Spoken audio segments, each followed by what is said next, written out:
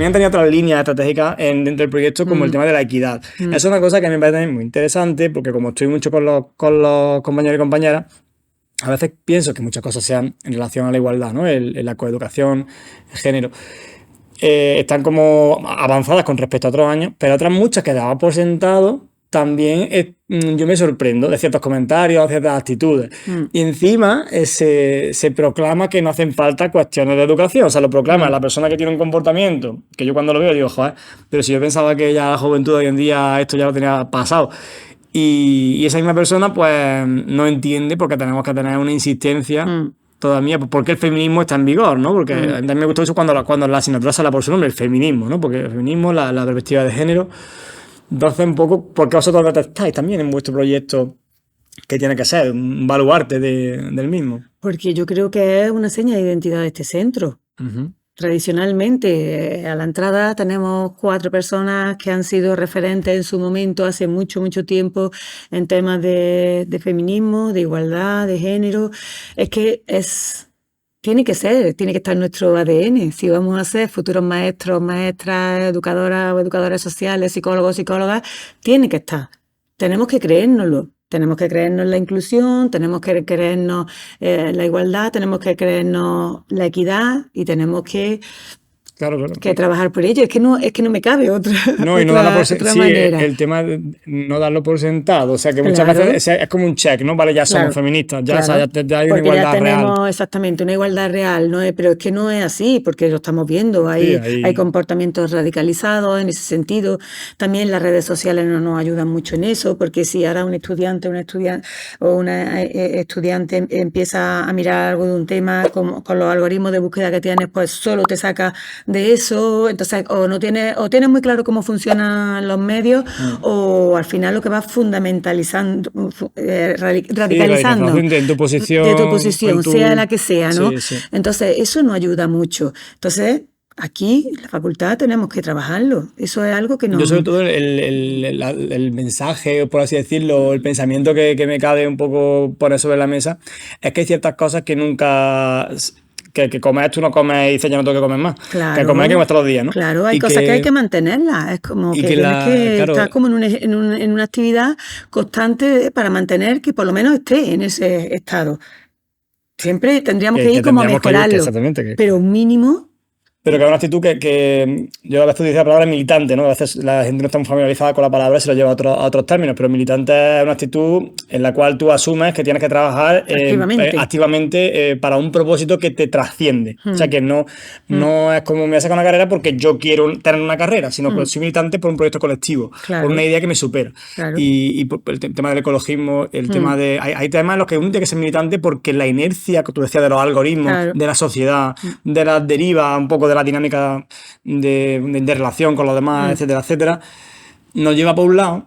Nosotros ser militantes tiene que ver con decir, que me estoy yendo para este lado y esto no es positivo porque tengo interiorizado y sé muy bien por qué no es positivo, entonces tengo que hacer un esfuerzo para que cuanto más trabaja uno en eso, pues menos esfuerzo y más forma parte de tu forma de ser, ¿no? Pero que no te puedes relajar. No te puedes relajar. Y eso es verdad que y eso hay que trabajarlo mucho aquí, ahora mismo en la formación inicial, vamos, que no es...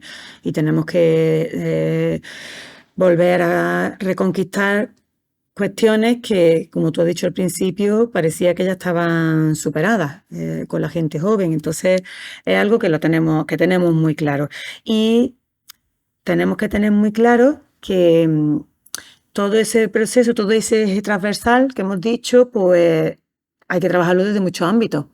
No basta con que tenga una asignatura, por ejemplo, de igualdad de género o de compromiso social, sino que hay que trabajarlo desde todos los ámbitos. Eso debo decir que además es una de las cosas que me ha sorprendido para bien, que en muchas asignaturas está en muchas asignaturas y en el comportamiento de muchos docentes, incluso docentes hombres mayores, que les he visto un compromiso por ellos mismos, además tendremos conversaciones aquí con esas personas, pues ya las tengo fichadas, que he dicho, qué bien, o sea, qué bien porque debe ser así, porque hay un punto que ahora gente que podemos decir mayor, 50, incluso 60 años, que se ha trabajado, está concienciada, ahora tiene que concienciar a los que se supone que vienen ya de serie, que a lo mejor tienen 18, 20, 20 y pico años, Y bueno, ese rol, como tú decías, transversal, que yo lo comentaba con mi pareja y cuando yo le transmitía a ella que estaba muy contento por los contenidos, claro, son personas muy críticas, me voy a decir muy leídas, pero coño, que no... Entonces cuando yo decía, qué chulo está esto, claro, mi pareja decía, ¿cómo que qué chulo está esto? Tú que estás siempre ya como en cosas que te habrá sorprendido. No, es que mira, y cuando le enseñaba lo que dábamos en la asignatura, ella había dado la misma carrera que yo, hace 10 años. Decía, joder, que eso no lo explicaban a mí. Claro. Y ese se mosqueaba un poco entre comillas porque decía, joder, que viene evolucionado el contenido en temas sobre todo de género, incluso pero crítico. Ahí, por ejemplo, también tenemos que trabajar y no quedarnos solo en esa igualdad de género en un sentido. Nosotros aquí también necesitamos trabajar un poco, porque claro, está el debate de la sociedad, bueno, tenemos que trabajar la cultura científica, que haya mujeres científicas, que haya no sé cuánto, cambiar esos roles de género, pero también nosotros aquí tenemos que hacer un trabajo, no en sentido contrario, sino de otros factores. Tendríamos que trabajar también con nuestros estudiantes masculinos, pues el tema del cuidado. Son profesiones que fundamentalmente feminizadas. son de cuidado. Entonces, sí. ¿Qué pasa con eso? Que es que solo las mujeres podemos acceder a esas profesiones. Tenemos que hacer un trabajo en ese otro sentido. ¿Qué pasa? Que los estudiantes varones o masculinos que llegan a nuestra facultad, pues evidentemente yo creo que lo tienen claro. Porque están aquí, sí. Porque quieren, pero claro, ellos a lo mejor lo tienen tan claro que no son conscientes que hay que hacer una labor claro, en ese aspecto. Entonces, claro, ellos van a tener luego sus futuros estudiantes, sus niños, sus niñas en sus aulas, desde infantil hasta primaria, o si son educadores sociales, pues van a tener otros colectivos, o si son psicólogos, pues igualmente, donde hay que trabajar también en ese otro sentido. Es decir, no es solo cultivar vocaciones científicas en mujeres, sino que también tenemos que cultivar vocaciones en ciertas profesiones en hombres.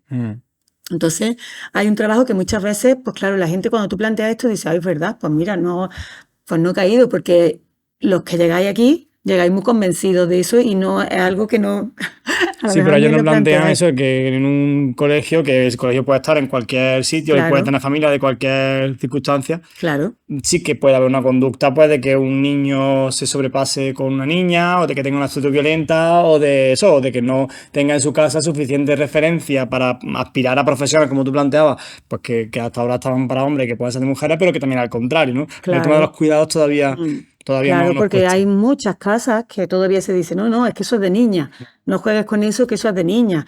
Y ahí hay también investigaciones en ese sentido que refuerzan cómo de importantes son, por ejemplo, los juegos. Claro. No nacemos predispuestos para hacer un tipo de profesiones en función de nuestro sexo de nacimiento, ¿no? Es que hay otros muchos factores y el juego es uno de ellos. Hay una ingeniera, ahora no me acuerdo el nombre, que tiene una TED Talk que me parece magnífica, que yo la uso mucho en clase, cómo afecta la isla rosa de los juguetes, que llama ella, a lo que luego queremos, claro. A lo que luego queremos ser. Y además, ¿no? Muchas veces se justifica incluso esa visión sexista diciendo, mira, si es que desde niños ya, claro. Niños ya no, es que desde cómo lo estás cogiendo cuando es bebé, claro. Le estás transmitiendo unos inputs claro, que el que está a cero codifica en un sentido o en otro. Claro. Porque no es que tú llegues a una persona con 25 años y ya le tenga, que él sabe ya cribar un poco de qué palo, ¿no? Una persona que está a cero, que es un bebé, yo lo he visto ahora yo soy padre de una niña de 2 años, y claro, es que dices,